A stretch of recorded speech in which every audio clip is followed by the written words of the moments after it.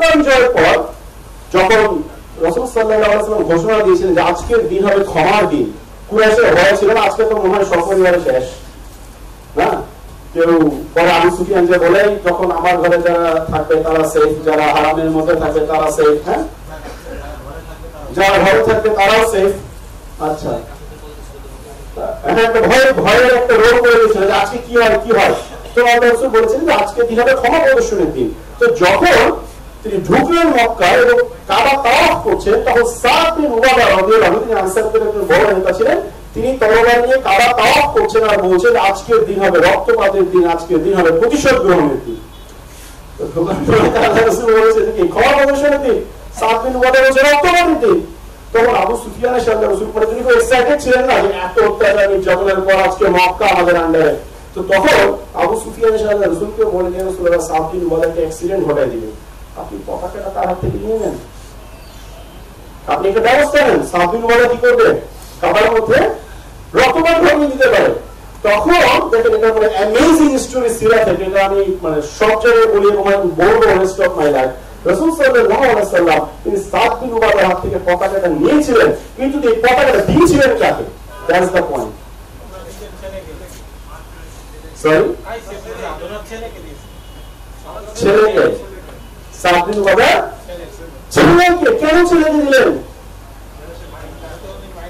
একটা কথা আছে না যে দুই শ্রেণীর মানুষের কাছে পরাজয় লজ্জা হয়, ছাত্র আর পুত্র।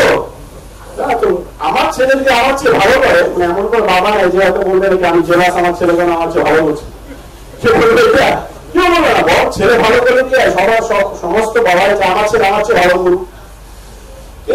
এই যে একটা ধরেন এই একটা মোমেন্টে যে মক্কা বিজয় হয়েছে না, সেনাপতি পতাকা নিয়ে তিনি তাওয়াফ করছে কাবা, এই যে একটা দারুণ একটা আনন্দের এবং গৌরবের একটা মুহূর্ত, এই মুহূর্তে পতাকাটা তার হাত থেকে নিয়ে যদি অন্যভাবে হয়তো দেওয়া হতো, সাদ বিন উবাদার জন্য খুবই ইনসাল্টিং একটা বিষয় হতো এবং তিনি লজ্জিত হতেন সবার সামনে। আল্লাহ রাসূল যখন একটা সেম টাইম তাকে লজ্জিত করেন নাই, আবার পতাকাটা ছেলেকে দিয়ে কি করেছেন, রক্তপাতের সম্ভাবনা যেমন রিস্ক ম্যানেজমেন্ট করেছে এবং সাদ বিন উবাদাকে তিনি সম্মানিত করেছেন, তার ছেলেকে সম্মানিত করলো, সাদ বিন উবাদাকে সম্মানিত করলো এবং রিস্ক ম্যানেজমেন্ট করে দুর্ঘটনার হাত থেকে তিনি মুসলিমদেরকে বাঁচালো। Can you imagine the level of emotional intelligence রাসূলুল্লাহ সাল্লাল্লাহু আলাইহি ওয়াসাল্লাম? এবং এটা ওইদিন এমন না যে দুই দিন চিন্তা করে আসি কার হাতে পতাকা দেবো, না। আবু সুফিয়ান এসে কানে কানে বলছে যে দ্রুত কিছু করেন, ইনস্ট্যান্ট তিনি পতাকাটা নিয়ে সাদ বিন উবাদার ছেলের হাতে দিয়ে দিয়েছেন।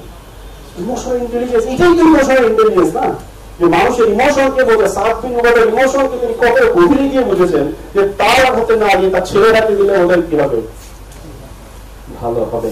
সো এখানে বলে দিয়েছি যে পারফরমারদের আবেগ অনুভূতির দিকে নজর দেওয়া, risk management with technology, Jio credit.